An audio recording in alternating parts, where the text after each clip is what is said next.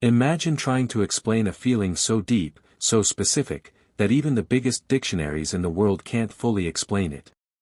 A feeling that makes your chest feel light, your stomach flutter, and your heart suddenly beat faster for no clear reason. You open Google, type the word, expecting a clean definition, but what you get is a long explanation that still doesn't feel right. No single English word fits. Translators struggle. Even Google seems to hesitate. This is the story of a Filipino word that has no true English meaning, a word that captures an emotion many people feel but don't know how to name. And once you understand it, you'll realize you felt it too, maybe many times in your life, without ever knowing what to call it. The word is kilig. At first glance, it looks simple. 5 letters. Easy to pronounce. But don't be fooled. Kilig is not just a word. It's an experience. Filipinos use it every day, in love stories, movies, jokes, and even normal conversations. Yet when someone asks, what does kilig mean in English, the room usually goes quiet. People smile. They laugh. And then they say, there's no exact translation. Some say kilig means excitement. Others say it's happiness. Some say it's like butterflies in your stomach. But none of those fully explain it. Kilig is what happens when you feel a sudden rush of joy mixed with nervousness and warmth, usually triggered by romance, affection, or a sweet moment you didn't expect. It's that feeling when someone you like smiles at you unexpectedly. When your crush says your name softly. When 2 people in a movie finally touch hands after a long wait. It's subtle, but powerful. Think about this. Have you ever replayed a small moment in your head again and again because it made you feel strangely happy? Have you ever felt shy but excited at the same time? Have you ever smiled without meaning to because of something simple someone said to you? That might have been kilig. If you've felt that before, pause for a second and think about it. What moment gave you that feeling?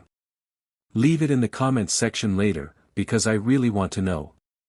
In Filipino culture, kilig is everywhere. Romantic TV shows are described as nakakakilig, meaning they make you feel that fluttering excitement. Friends tease each other when someone looks happy for no reason and say, "Oy, kinikilig ka." Even grandparents understand it. It's not limited to young people. It's not just about romantic love either. You can feel kilig when a child surprises their parent with a hug. When someone remembers something small about you. When kindness catches you off guard. Now here's where it gets interesting. English has many words for emotions, but most of them separate feelings into categories. Happy. Excited. Nervous. Attracted. Kilig refuses to stay in one box. It blends emotions together. That's why translators struggle. You can describe kilig using many sentences, but you can't replace it with one English word. This is one of the reasons why language experts say some emotions can only exist fully inside a culture. Language shapes how we understand our feelings. When you have a word for something, you notice it more. Filipinos notice kilig because they can name it. In other cultures, people feel it too, but they might brush it off or struggle to explain it. Isn't that fascinating?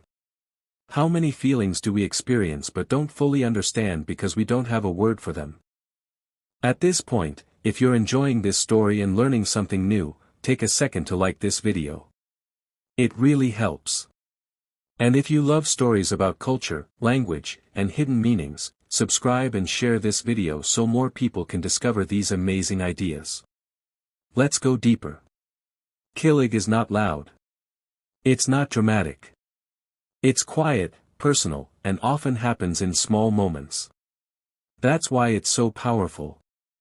Big events can make anyone happy, but kilig often comes from something tiny. A message at the right time. A look that lasts 1 second longer than expected. A gentle joke that feels personal. It reminds us that emotions don't need to be big to be meaningful. Filipino movies and songs use kilig as a central theme.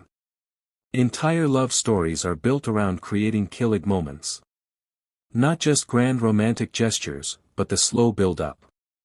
The anticipation. The tension. The almost moments. Because killing lives in the almost. Almost touching. Almost saying what you feel. Almost realizing you're in love. And here's a question worth thinking about. Why do humans love that feeling so much? Why does killing stay with us longer than many other emotions? Is it because it represents hope? Possibility? The idea that something beautiful might happen? Think about your own life. When was the last time you felt that quiet excitement? Was it about love? Friendship? Or maybe even self-pride when someone noticed your effort? Drop your answer in the comments section. Your story might sound simple to you, but it could mean a lot to someone else reading it. Interestingly, scientists have tried to explain feelings like killing using psychology and biology. They talk about dopamine, adrenaline, and the brain's reward system. And yes, those play a role. But science still can't capture the emotional poetry of killing. It can explain what happens in your body, but not what happens in your heart. That's where language steps in. And in this case, Filipino language did something special. It gave this feeling a name. This is why Google gave up. Not because it can't define the word, but because no definition feels complete. You can read 10 explanations and still not fully get it until you feel it yourself. Some words are meant to be felt, not translated. So what does this teach us? It teaches us that every culture holds emotional treasures hidden inside its language. Words that carry history, values, and shared experiences. When we lose a language, we don't just lose words. We lose ways of feeling. Before we end, here's something to think about deeply. If your culture had one word that could never be translated into any other language, what feeling would it describe? What emotion do you think deserves its own word?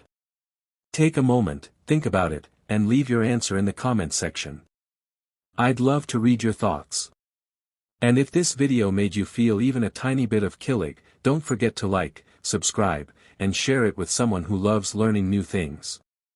More amazing stories are coming, and you won't want to miss them. Because sometimes, the most powerful feelings in the world don't need perfect translations. They just need to be felt.